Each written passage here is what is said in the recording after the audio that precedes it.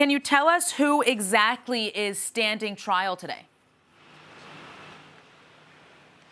Well, that's right, Erin. As you said, the two 19-year-old assailants of Père Hamel were shot dead at the scene by police.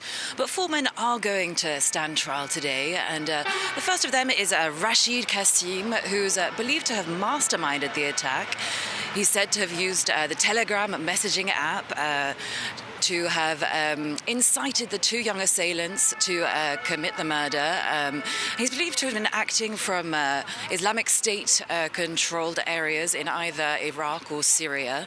And it's believed that he even encouraged them to choose a symbolic location of the church. And as for the three other men, well, they are French associates of the attackers, and they're accused of a range of offences from gathering money to help assist the in acts of terrorism, to attempting to help the assailants to travel to Syria, and also of spreading Islamic State group propaganda.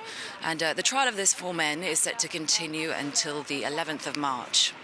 Okay, Ellen, and that attack, it was nearly 6 years ago. It also came, of course, in the wake of several other deadly terrorist attacks here in France. Can you take us through a recap of what happened on that day in 2016?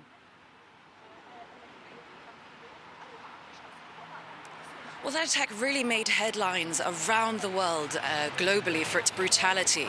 It took place in Saint-Étienne-du-Rouvray, this small town on the outskirts of in Normandy, and it was during morning mass that the church was targeted, and Father Hamel, the 85-year-old, was holding his mass, and he was taken hostage by the two young assailants, only 19 years old, along with the two nuns and two other parishioners who were attending the service at the time. And well, the priest had his throat slit by the attackers, and really, we've discovered that the two assailants had only met 3 days prior to the attack. They'd first encountered each other using the Telegram messaging app, and both were classified fiché S, which means that they were being observed for potential links to terrorist activity here in France. And one of them even had a bracelet on his ankle, which meant that he was being observed by police, but he was able to sneak out of his house in the morning at a period of the day where he wasn't being observed. And Father Hamel's murder came just less than 2 weeks after the Bastille Day attack in France, where the country was really still reeling freshly in the wake of that. And the 85-year-old priest, tributes poured in for him from around the world.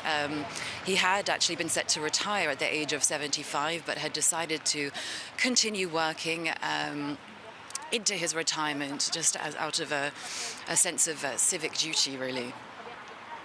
All right, Ellen, thank you. We will be following that, of course, as that trial opens later on Monday. Ellen Gainsford, thank you for that update.